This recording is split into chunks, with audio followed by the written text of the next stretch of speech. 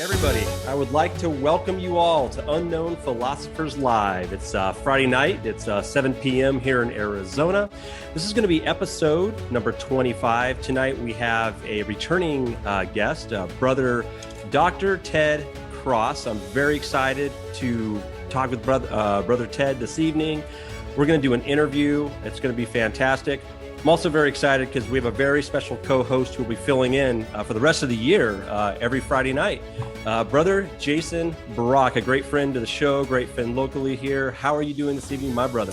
I'm doing great, Brother Briggs. How are you?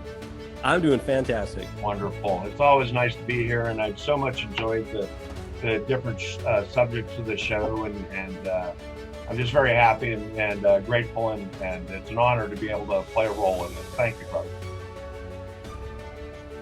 Would you like me to introduce our guest? Yes, please. All right. Well, we've got here, as you mentioned, brother, doctor, an all-around good guy, Ted Cross. Ted's a Master Mason with Lodge number 2 in Phoenix, Arizona, and Hiram Lodge number 81 in Philadelphia. He's a past master of the Arizona Research Lodge number 1, and a member of the Pennsylvania Academy of Masonic College. Boy, that sounds like an outfit, eh? Ted also has a bachelor's from Brigham Young and an MA from ASU, my alma mater, real good, and an MSED, and I'm not sure if that means Master of Science in Education. That's right. Is that right, Ted? That's right. Okay, from Pepperdine. From Pennsylvania, University of Pennsylvania. Yep. And then the big one, the PhD, the doctorate from Pepperdine University. And also you went to the Wharton School of Business, correct? Yep, correct. All right, Ted. Ted's interested here, folks, in the intersection of religion, masonry, and ancient esoteric knowledge. And so, Ted, thank you for being here. Thanks for having me. Thank you for joining us. I'm going to be the one to ask you the first question. And the first question is, Ted, you've got this strong interest in the mysteries and esotericism and that kind of thing. What first brought you to these subjects, and how did you first sort of get involved? It's a great question. It was around 1999. I graduated from high school. I was 19 years old, was getting ready to go on a Mormon mission to Brazil. And of course, went through the Mormon Mesa Temple there in Mesa, Arizona. And that's one of the first things you have to do before you go on a mission in the Mormon Church or the Church of Jesus Christ of Latter-day Saints. And I got into the training center in Utah, and then they sent me over to Sao Paulo, Brazil, to do some more training. And eventually I found myself in the northeast region of Brazil, in Salvador. It's the state of Bahia, up in the northeast, and I was living in a lot of different cities doing missionary work. You've probably seen a lot of those missionaries walking around, knocking doors and riding bikes. We didn't even have bikes in Brazil. We were walking everywhere. And I got to a town up in the next state over in Pernambuco called Petrolina.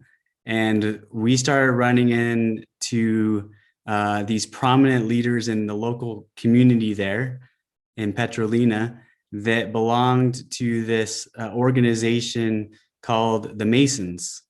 And we were kind of interested. I became interested in what is this? Of course, I saw the square and the compass. And then I started noticing that every little town in Brazil had a little monument with a square and a compass on it.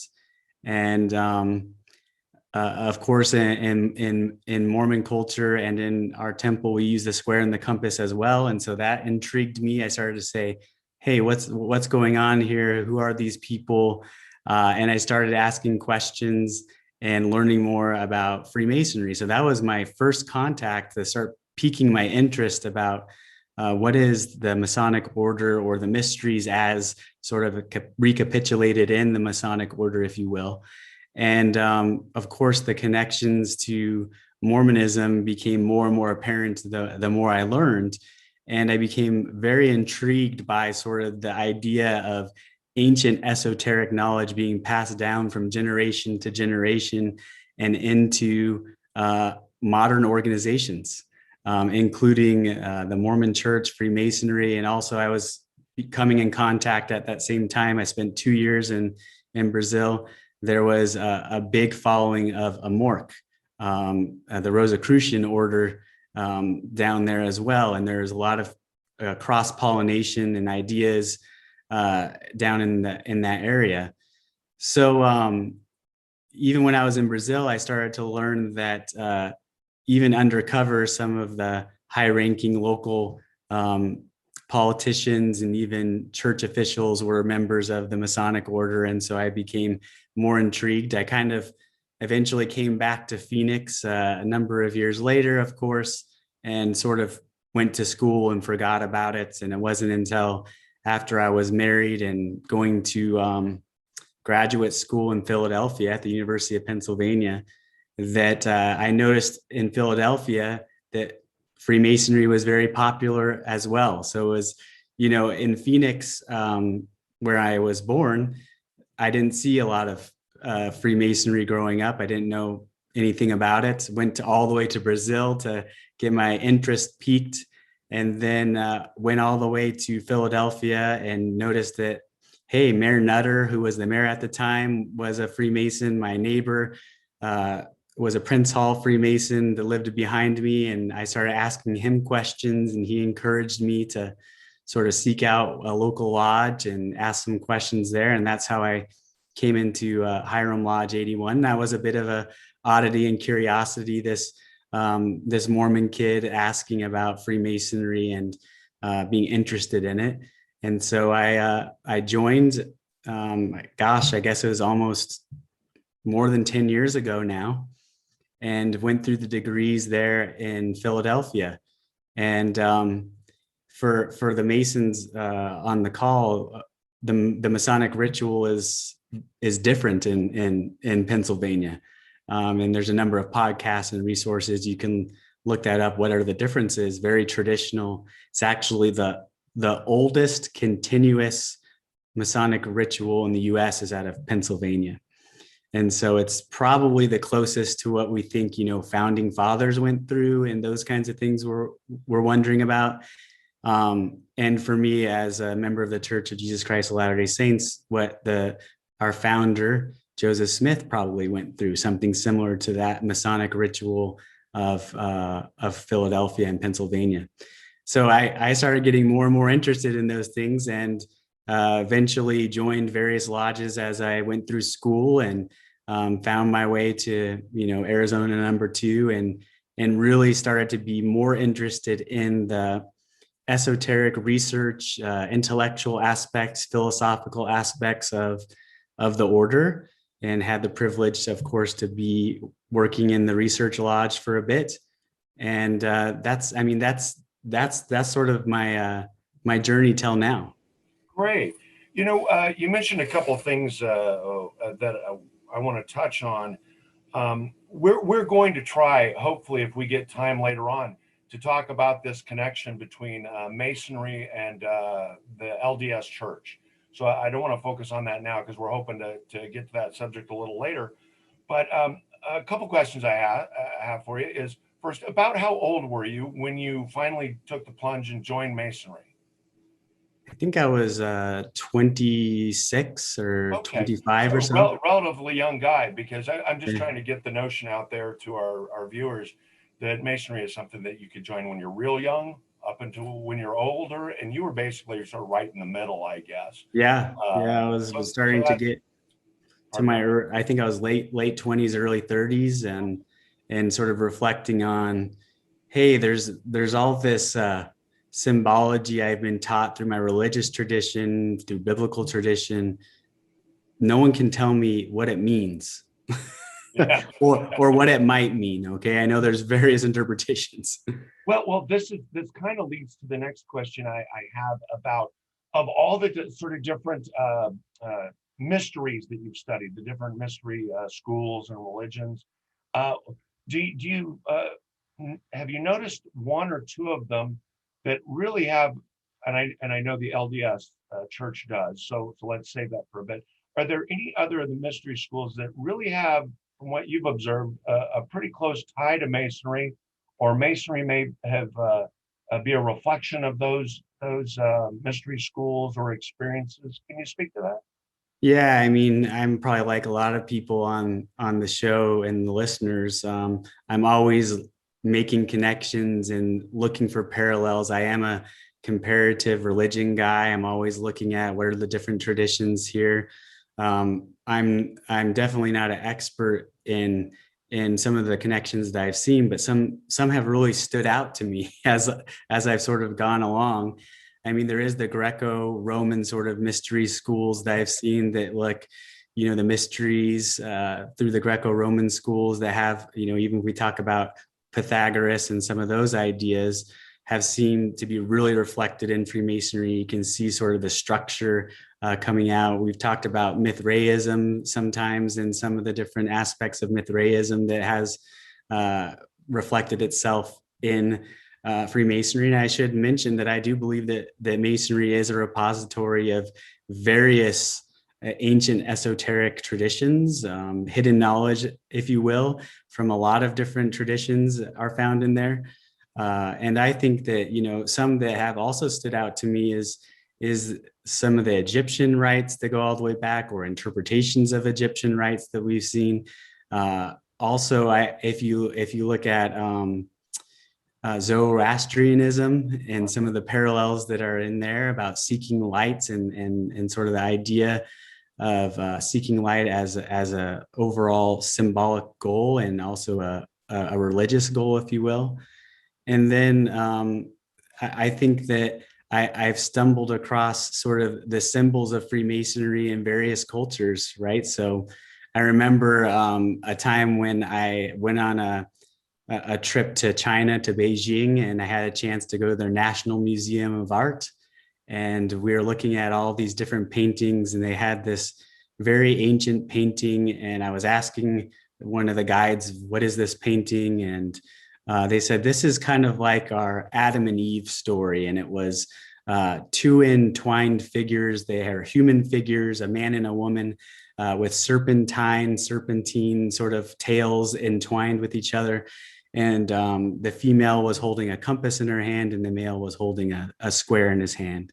Wow. And I took a picture. You can Google that. That's something like 5,000 BCE, right? And I'm going, wow, this is old stuff. Of course, you see some of those things in the reliefs in some of the Pompeii. You see some of those mosaic floors that have some of those similar symbols of levels and things like that. These working tools that we use in Freemasonry symbolically in Egypt and other places all around the world. And you start to wonder, was Carl Jung right? Was this idea that there is this collective unconscious that we're all tapping into, and various expressions of the same ideas are coming through religious traditions, philosophical traditions, or other kinds of cultures. And we see repeating patterns over and over again. You can call it the collective unconscious. You can call it God. You can call it, the all-seeing eye, if you will. Anything, the great architect of the universe, the higher power, something higher than yourself that seems to have emanated through different cultures and sort of presented itself in similar patterns. And to me, that's really interesting, right? You don't even have to be a spiritual person or someone who believes in sort of even theology of any kind to start to notice that there's cultural patterns that are very interesting, and that some of those philosophical tenets have been boiled down inside of Freemasonry. Wow, what an answer there, Ted. Ted, I hope that the folks that are listening in took notes about all those different places and subject matter, because each one of them, I think, will lead to some great information. So thank you so much for also just sort of making, boiling down that idea that all these different experiences are a reflection of a sort of central experience, and they all share elements. So thank you for that. Brother Briggs, I believe you have a question now for Ted. Yeah, how you doing, Brother Ted? I'm doing great. Thanks for having me. Oh, good. Thanks for joining us again. It's always good seeing you. Yeah, I just want to make a couple comments too. That was beautiful. Same here. Joining Masonry about 5 years, maybe 5, 6 years ago. There was a couple hyper intellectuals in some of the lodges, and we would get together. That's really how this show started, and we would have discussions on about what you just spoke about, which is really incredible. You would sit with somebody and go, "Man, I just read some Rumi," and you'd be like, "Oh, I Yeah. know," right? um, as a Freemason in education, you are a professional. You're also a professional of doing education online as well, and at the highest level. Yeah. Um, with COVID and everything that's happened, let's talk about just Freemasonry right now, not the full educational system, and we can talk about that in a little bit. What have you kind of seen from your point of view, with your intellect, and what has happened with Freemasonry? I'd say the past year. Have you seen it grow exponentially? I would just like to leave that question for you.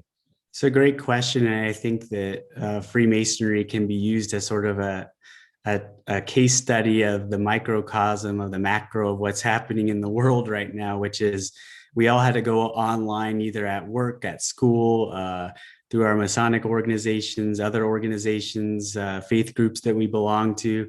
And it was a real shock. It's not like Zoom didn't exist before the pandemic. It's just that not everybody was forced onto Zoom. One of the principles in organizational change is that organizations and individuals, as we all probably know, don't often change until they have to, right? And so we hit this inflection point during the pandemic where we used to do things the old way, always face to face, and it was discouraged, for instance, to have virtual meetings, and sometimes they were even banned in certain jurisdictions for certain reasons, good or bad, whatever you want to argue with that. Of course, there's been pioneers in this field like yourself and like some of the other Masonic podcasts that are out there, Castle Island, Virtual Lodge, et cetera, out of Canada. But I think that this made the pandemic situation definitely made online Masonic education and discussion groups more acceptable and palatable and more normative, right? So it wasn't like, oh wow, there's Briggs, this weirdo on Facebook doing this podcast. It's like, hey, everybody's looking for Masonic education.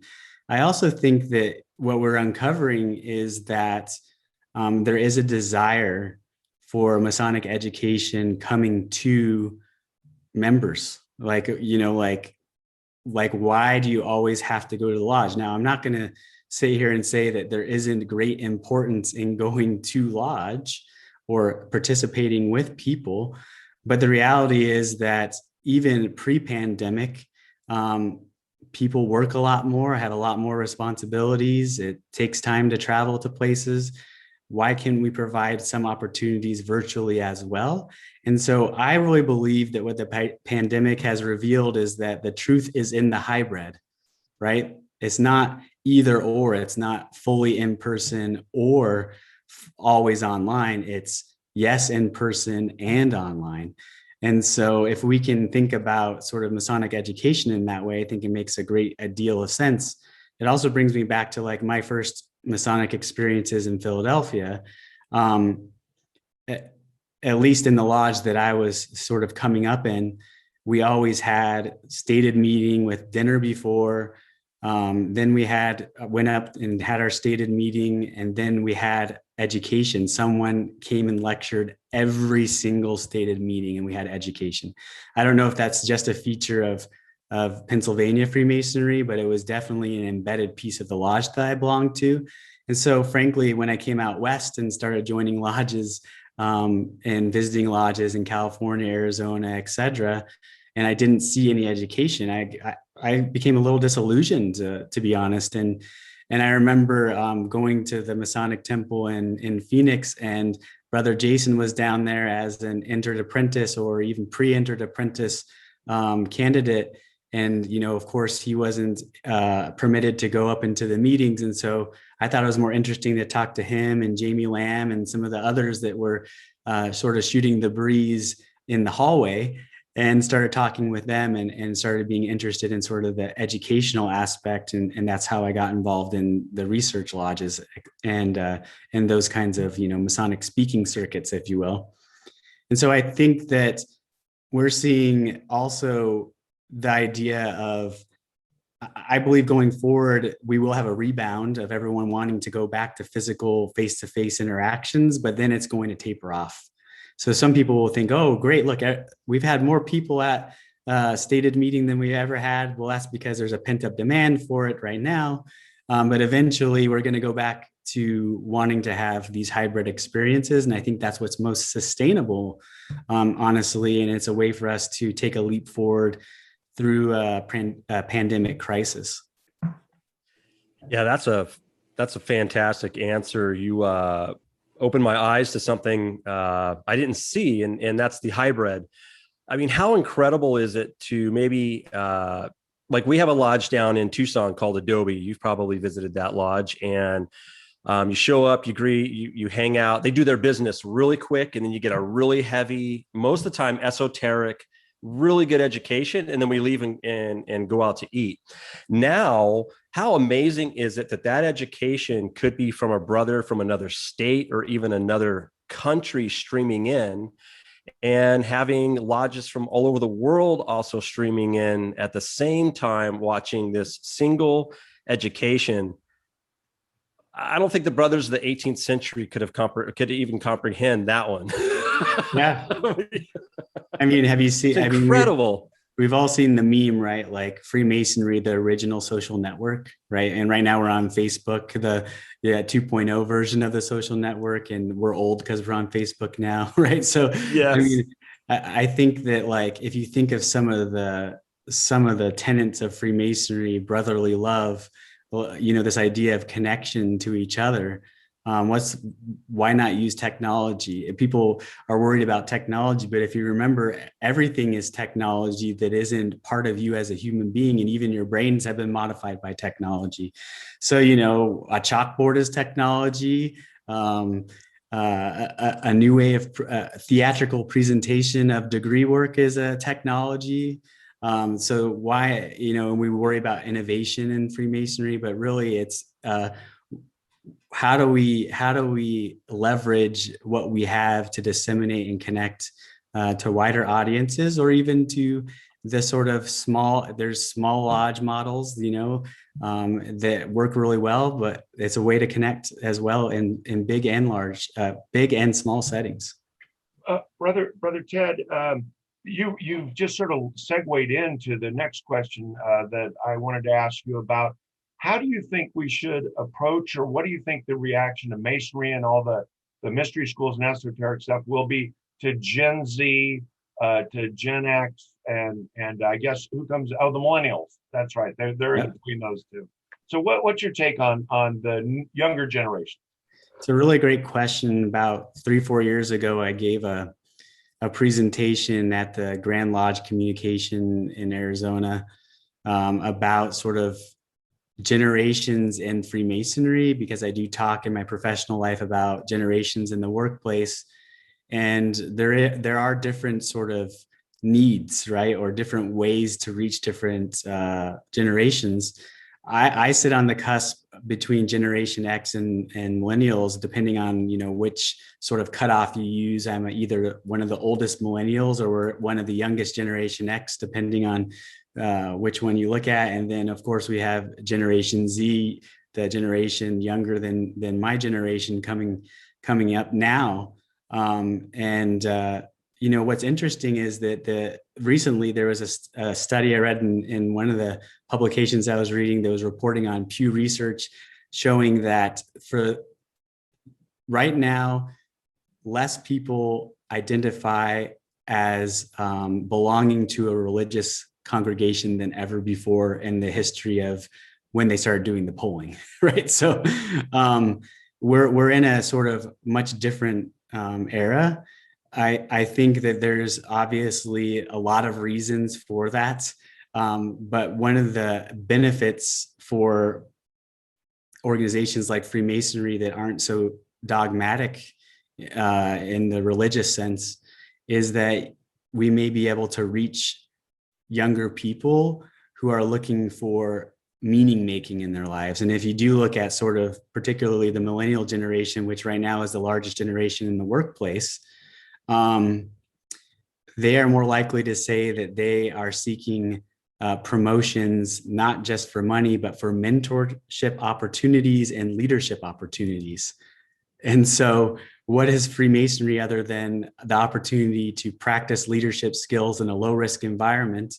What else is Freemasonry can be than helping people make meaning of this complex world we live in that seems to be getting more complex every day? And yes, these ideas are also found in religion, but sometimes it can be a less threatening sort of entry, right, into asking the big questions of life and trying to figure out how we will navigate through those big questions. The pandemic has caused us all to reflect, right? And back to sort of Briggs's question about, Freemasonry going online or accelerating online during the pandemic. It's also brought like-minded strands of Freemasons together and sort of showed what can be and how we can talk with each other to make meaning. I mean, that's why people are tuning into programs like this and podcasts and YouTube channels and all these different mediums that we have going on now is how can I make sense of these things that are happening in my life and or the symbols and symbolism that I've been taught or I've seen over and over again and I've wondered about. I hit my mic button. Wow, I think you really put your finger on it by talking about these younger folks seeking, right? Because I've seen my perception of the millennials and Gen Z is that they are seekers, right? Yep. They're searching for something, and I think Masonry can be an element of what they discover, if not in whole. Hey, Brother Briggs, we had a couple of the subjects we talked about earlier, but would you like to see if anybody that's joined us might have a question? Yeah, let's open it up to our guests, and then we can get back if anybody has any questions. Why don't we go to Brother John MacArthur? How are you doing this evening?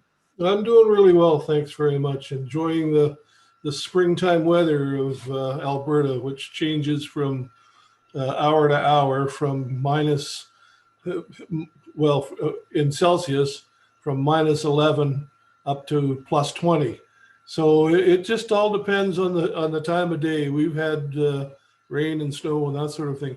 I'm quite impressed with your presentation or your responses to the questions, Ted. One of the things that I found, I've been a seeker since I was very young, and I've gone through a lot of different organizations, different views of things, different religions, if you wish. I've practiced Zen. I've been to Zen monasteries and gone through what's called Daiseshin. I've had that type of experience, and I found that when I came to Masonry, I came late in life. I was about 50, I guess, 50 some odd.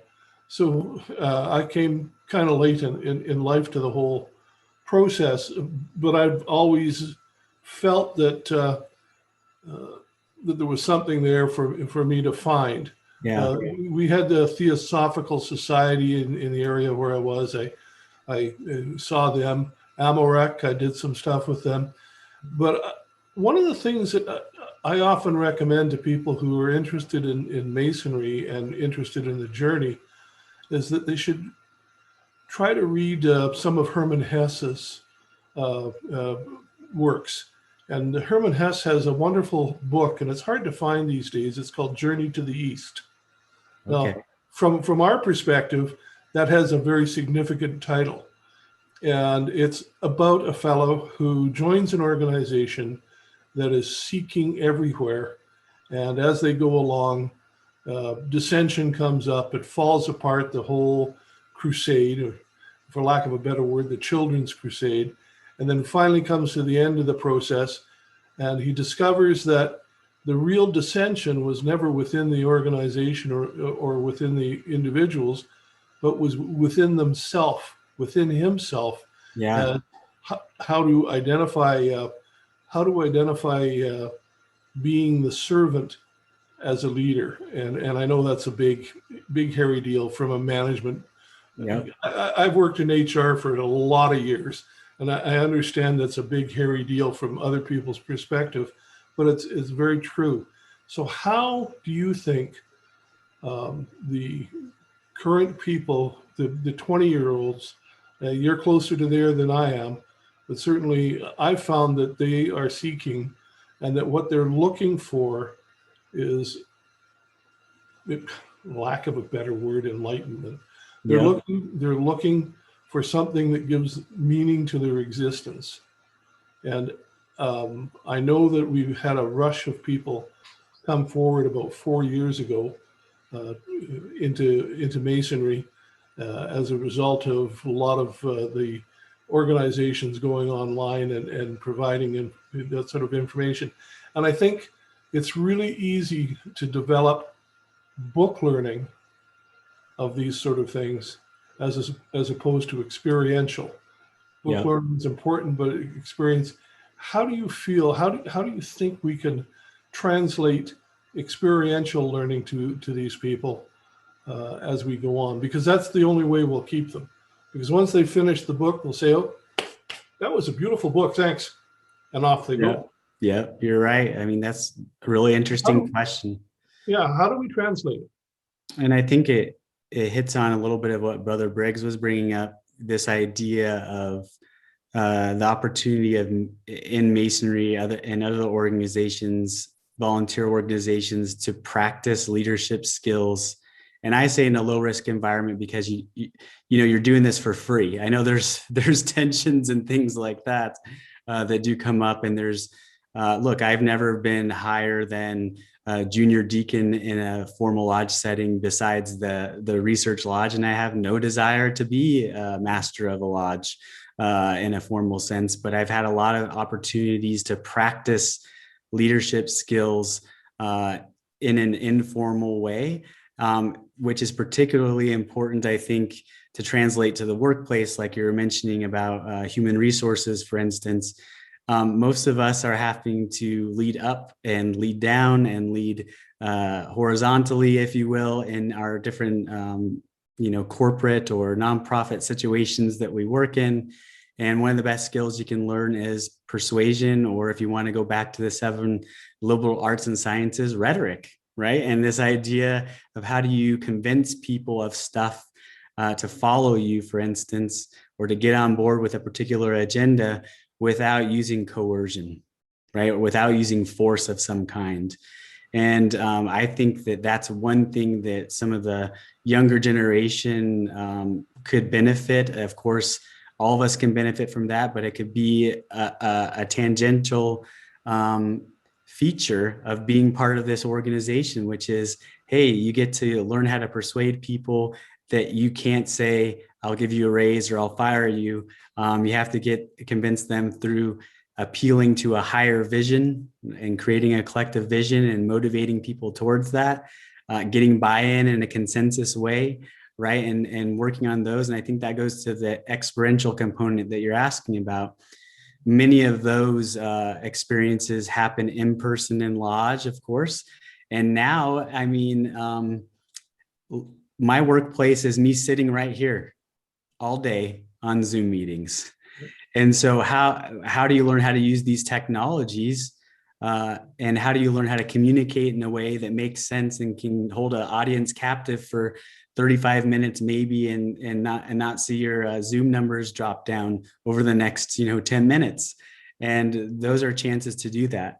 I think to your question about your observation about younger generations being seekers, I think you're right. It's not that that Pew Research number of that said that people are not joining traditional congregations in the traditional sense and being members doesn't mean that there isn't a desire for enlightenment, light, knowledge, spirituality, a sense of purpose. And part of that sense of purpose comes, of course, by belonging to a group that also has a larger shared sense of purpose. I mean, one of the reasons why I joined Freemasonry back when I did is because in my local church congregation, I sort of met people that thought the same things that I thought, right? And I was kind of wondering what other kinds of people thought. And if I didn't force myself to join an organization that had one major requirement of believing in a supreme being, then I wouldn't have met some of the Jewish brothers that I did, some of the Hindu brothers that I did, some of the Protestant and Catholic brothers that I did, and learned new lenses through which I could view my own religious tradition, my own meaning making, moving through life. And that enriched me. It made me feel that I could look at some of the old things I've been looking at. Let's talk about New Testament Bible, for instance, through different eyes. And that made me feel a lot more open-minded, to be honest, and a lot more tolerant. And boy, don't we need tolerance in modern society right now, and understanding where my Jewish brothers were coming from in their views on certain aspects of Freemasonry and or society and or yes, politics and or yes, this or that did indeed help broaden my vision in life and make me open to receiving new ideas. I was talking to some folks from the Franciscan tradition inside the Catholic Church the other day, and they were mentioning the notion of hospitality as one of the core values, and asking me, what I thought hospitality meant. And of course, we talked about, being nice to people, taking them into your home, et cetera, et cetera. But what I really dawned on me in the moment was being as open-minded as I could and tolerant as I can be as an individual is maybe one of the best ways to exhibit hospitality that I can in that form. If I can be open enough to accept Brother Briggs' ideas, Brother Jason and John's ideas, perhaps then I can find some empathy and understanding for different points of view. And that can only, I think, make me a more well-rounded person, hopefully. I was quite interested when you mentioned the Franciscans. Have you read The Rule of St. Benedict? I have not. The Rule of St. Benedict covers a daily life in a monastery. It was written by Benedict back around 600 AD, and all the different rules about how you treat people coming in and how you treat them in terms of hospitality and things like that. Wow. And I can see a lot of similarities. I know that some of our Masonic brethren get really upset when I say, look, a lot of the things that you practice, or the way you practice, very Catholic. Yeah, very Catholic, and they get pretty, in a twist over that.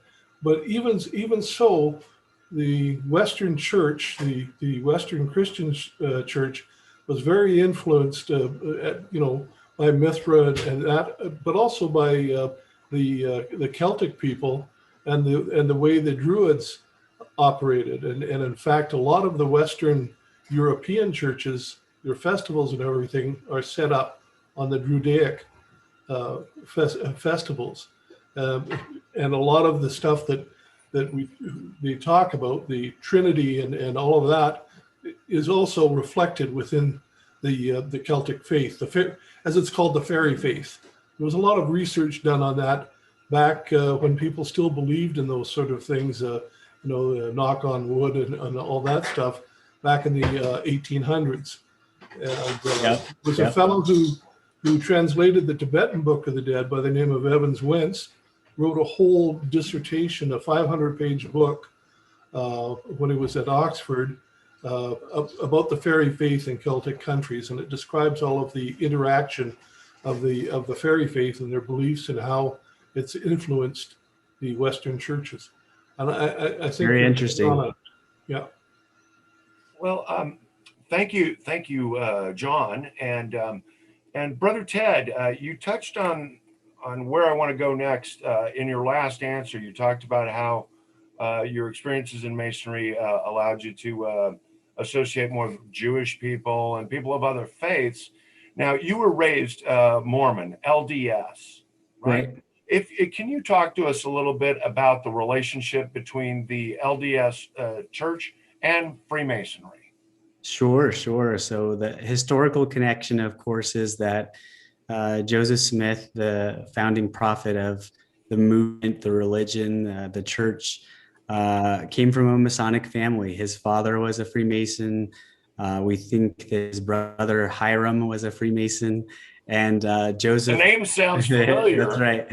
And of course, Joseph did start a big lodge in Nauvoo, Illinois, in the 1840s.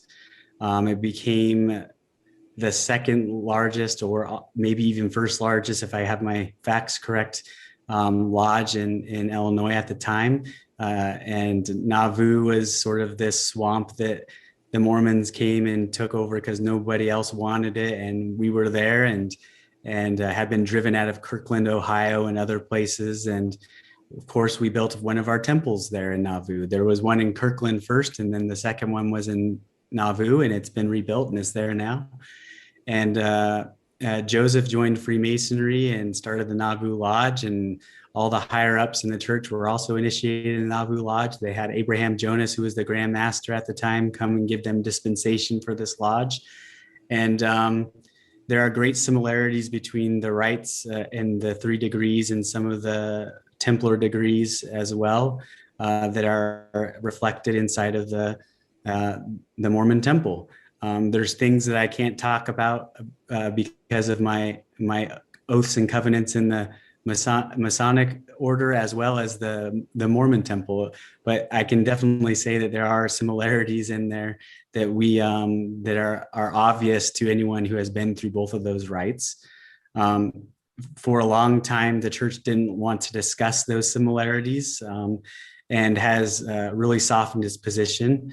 When the pioneers came here to Salt Lake, where I'm based right now, Brigham Young, the namesake of the flagship school, of course, he was a master mason, and he led the saints, as we often call ourselves, to Salt Lake City. And the first lodge, Masonic lodge, that was here was actually an army lodge that was sent from the U.S. government to watch the Mormons, to make sure what the heck are they doing out there in Salt Lake, in this territory at the time of Utah, right? And some of the Mormon pioneers wanted to join that lodge, and they were rejected. They were not allowed to join that lodge. Why? Because in the 1840s through the 1860s, Mormons, we were practicing polygamy, and that wasn't such a very popular thing to be doing during that time, or ever, actually, right? So the brothers who wanted to join the local military lodge were rejected, and so there was kind of a falling out between Mormonism and Freemasonry at that time. And Brigham Young said, no Mormons are going to be Masons anymore if they're not going to let us join their lodges, because we're polygamists, just like King Solomon was a polygamist. So they're hypocrites, these Masons. And so actually in the Utah territory and in the state of Utah until the 1980s or so, Mormons were not admitted to Masonic lodges in Utah. Now, everywhere else, they were being admitted to Masonic lodges, but they were not, we were not admitted to these lodges in Utah. They sort of buried the hatchet in the 1980s. And now the church even put out just last year a short video saying, yeah, you can, Joseph Smith was a Freemason, so was Brigham Young, and Mormons can be Masons. It's no big deal, kind of thing, And so that's been a big change over time. I should mention there was also historical fallout between the two groups because of the similarities in the temple rites in the Mormon church and also the Masonic rites, and some Masonic brothers did not like that, right? So there was some problems there, as well as Joseph and his brother Hiram being killed in 1844 after being imprisoned. As Joseph fell out the window, being shot, he raised both hands and gave a Masonic distress call that was not heralded, and so there became a lot of sort of dissension between the two groups. But now there's no problems, but there's a lot of history and a lot of similarities in some of the symbolism inside of the Mormon temple and the Masonic lodges. And some people take issue with that. I think it's a great way to trace the history back of the church, and also through Freemasonry, where Freemasonry get this stuff. And as we've talked about before, you can see it in all kinds of ancient religions. And so I sort of, I don't have a lot of tolerance for the folks that say, "Oh, Joseph just stole this stuff from the Freemasons," or vice versa, these kinds of things. And so it's like, look, these things have existed. It happens to be that it survived in Freemasonry through the Enlightenment sort of repackaging, if you will, of things that have existed for a long time. Right. Fantastic. I've got one follow-up question about the connection between Sure. Masonry and Mormonism. And are we allowed to say Mormonism anymore? Or is it because I heard recently there's some other expression we should use? Yeah. I mean, the church has, asked media outlets and stuff to use the full name of the church so that we don't get so associated that we're not Christians. But I think Jesus Christ of Latter-day Saints. Yeah, right? But I think it doesn't offend me to be called a Mormon. Yeah. Help, folks should be called what they want to be called. Yeah. What percentage of what takes place in the Mormon temple also takes place in the Masonic temple? How much of our rituals would you say are the same? What percentage would you say is the same? I've got this question a number of times when I've done presentations.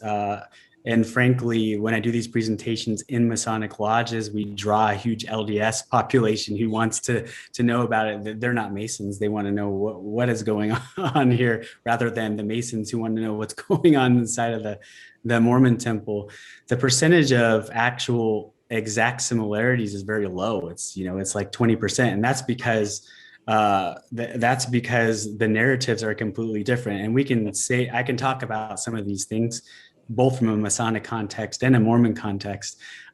In Freemasonry, of course, we have this narrative of Hiram Abiff in the building of King Solomon's temple, and he's the chief architect, and sort of, his principles he learns, and also sort of his death and resurrection, if you want to call it that.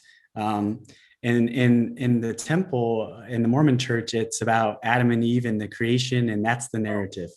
Oh. And so you can trace some of those sort of ideas back to the higher degrees in Freemasonry, or the Noahide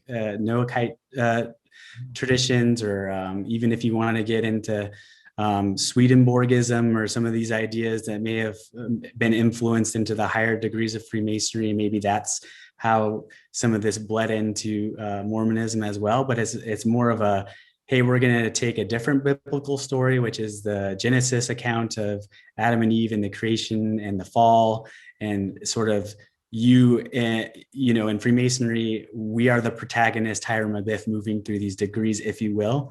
And in Mormonism, you're either Adam and Eve moving through this arc of the same sort of similar arcs, but a different telling of it, right? Which is, hey, you're going through a certain arc in life. You're going through a certain arc of darkness to light. You're going from chaos to order. You're going from all these different sort of lessons that you're learning along the way. And those are similar in themes, but not similar in sort of practical practice. Fantastic. Interesting. Brother Briggs, I think you had a sort of another subject that we wanted to have covered here. Have you got anything enlightening to share? Let's maybe start mixing. I know you have we were talking earlier, studying Egypt and maybe some of the rites in Egypt and some of the familiar things that you might have found doing that research. Yeah, I mean, during the pandemic, I don't know why, because there was nothing else to watch on Hulu. Documentaries, of course, on Egyptology and King Tut's tomb discovery and the Book of the Dead, and finding out that the real translation of the title of the Book of the Dead is the book of coming forth into the light. That's the real translation of that.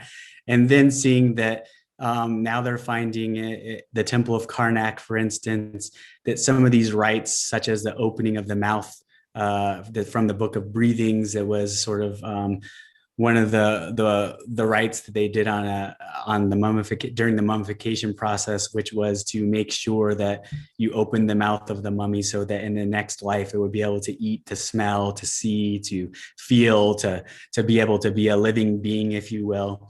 That those rites were not solely confined to the mummification process, that they're practicing these on live people as well. Yes. And so sort of this opening up of my mind that what the ancient Egyptians were doing wasn't just what we find in their funerary monuments and their funerary practices, which is what is left, that there was folks, priestly caste, if you will, that were working some of these rites in vivo, right, live, in person, and that not everybody got to do these rites, but there was some sort of rituals that were happening, of course, through for the living and not just for the dead. And so I started thinking about that and started seeing some similarities there to some of the Masonic rites and trying to understand that, of course, this idea of resurrection or reanimation or life after death, which is part of the arc of the Masonic narrative, and how that was coming sort of really to top of mind when I'm watching these documentaries and reading these books and things. And I stumbled upon an Egyptologist that, depending on what circle you're in, is either the foremost Egyptologist of all time or a very controversial fellow named Jan Assmann. And he was writing, writes a book. I have it behind me. I was just thinking about it, that he is talking about really the connection of enlightenment philosophy, Freemasonry, and ancient Egyptian rites. And like his basic argument was, which is very salient, I think, to students of Masonic history, is that, like when Napoleon went over and started, chipping off the face of the Great Sphinx, they were shooting at it actually with their guns, when they discover this thing. Nobody knew how to decipher hieroglyphics, right? So they see these pictograms and they're sort of trying to guess at, until the Rosetta Stone was found and translated, like, what does this mean? And so for a lot of years, there's speculation about what are the Egyptians doing and what does their religion mean.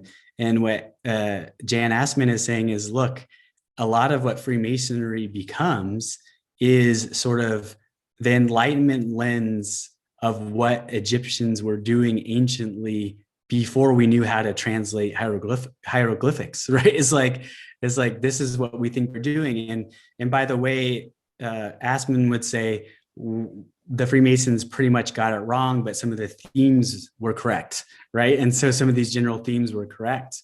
And so to me, that's really interesting because it points to this notion of early Freemasons during the Enlightenment period, really trying to figure out and look to the past to discover sort of these ancient mysteries and then to repackage them in a way that made sense to an Enlightenment person. And if you think about it, like particularly, as I've mentioned, in Philadelphia, where you have these in Pennsylvania, have these really old versions, non-theatrical, by the way, there's no costumes or any of that kind of stuff that I've seen out here out in West, was really a way to best encapsulate what they thought the ancients were doing from various traditions, including the Egyptians. And then we see it in sort of our Masonic packaging, and it stayed fairly similar. And so sometimes when new candidates come into Masonry, they're like, what is this? Well, you have to think, how did Enlightenment people view ancient rites? And that's kind of what we got here. And now, of course, there's different versions of that. And of course, when we had the Scottish Rite coming about, and they're the ones who introduced sort of pageantry and the dramatic presentations on the stage of these degree work and costumes and things, that's where that sort of bleeds in. Of course, in the Western states of the United States, and the rituals and that Preston Webb ritual, of course, because it was influenced, I think, by later versions of Freemasonry than, let's say, Pennsylvania. We'll finish with this. When we're talking enlightenment, let's for a minute talk about enlightenment. The moment you can only do it with the help of God. It's an internal process of renunciation. Hear, Lord, hear, Lord, hear, Lord, right? Because the ego, if you connect to it, turns into the and what, and what, and what, and what. And so life is putting us through that, right? I think the end goal of the soul is unconditional love.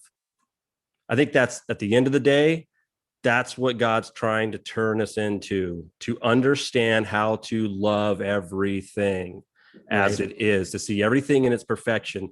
When you see a rose, kind of a secret teaching of the Rosicrucians is it's always in its perfect state, just like us. And then when it opens, it gets drunk in its own perfume, right? But it protects itself at the same time. So the sages say it can take lifetimes to do this, for that soul to come out and come in and go through these processes of upgrading its awareness. And so life is kind of a machine for that. And I think all these rituals, whether we're talking about Mithra, or we're talking about Egypt, Mormonism, Church of Latter-day Saints, these things emerge almost around the same type of circumstances. You look when Buddha emerged, you look when Jesus emerged, and you look at the life, you look at what was going on around them and the different thoughts and the accumulation of things, and then trying to unveil what has been veiled, right? It's like, oh, I see it. Now let me unveil it for others. Yeah. I think, all these rituals are machines that we've built for ourselves to, in alchemy, they would say to speed up that process of nature. Meaning, I want to do it in this lifetime. I don't know about you guys, but I'm signed up. How about you? Yeah. And so as you do that, and what I've loved about Freemasonry is I've met brothers, like you said, man, I've met Muslim brothers and Jewish brothers and brothers that belong to religion and groups I've never even heard of. But when we get together, we talk about the desire to be enlightened, the desire to get closer to God, the desire to raise our awareness, to love each other more.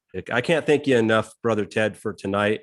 Again, I can't wait to go back and watch this video. I learned so much about the Church of Latter-day Saints. I mean, I grew up here in Tempe. Half of my friends went there, but there was a lot I didn't know. I didn't know there was that deep undertow that the way is in there. Right. It's beautiful. So thank you so much. Brother Jason, if you have anything, and then Brother Ted, as always, at the end of the show, we always ask for a quote that we can leave everybody to help us get us through the week. I hope to have you on again. Maybe we can go through an Egyptian rite or something, get a hold of Bob Cooper and maybe get a hold of one of those that they found. And maybe as a group, let's go through it and discuss it online and see if we can extract what the enlightened individual left there for us, transmitted for us. Brother Jason, I'm going to hand it over to you. And thank you again for adding about 10,000 degrees of professionalism to the show. I learned a lot tonight, man. I can't thank you enough. Thank you, my brother. Thank you, Brother Briggs. And I just want to say thank you to Brother Ted Cross. This was a jam-packed, information-filled program.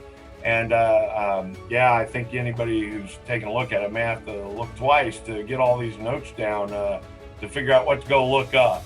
So, Brother Ted, thank you for coming here. Brother Briggs, thank you for creating this venue.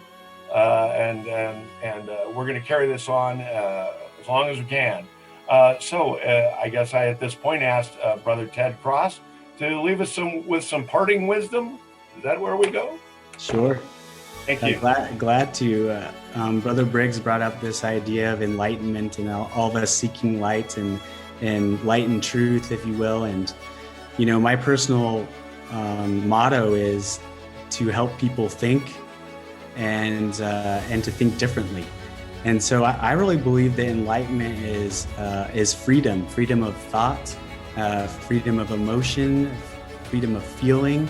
And for me, it's about finding where you need to be freed. Is it that your superego is overactive? Is it that your ego isn't strong enough? Is it that it is being suppressed too much? What is it inside of yourself, psychologically, emotionally, spiritually, that you need to find enlightenment in? And for me, the ultimate goal is that freedom of mind, body, spirit, that ultimately I think is love.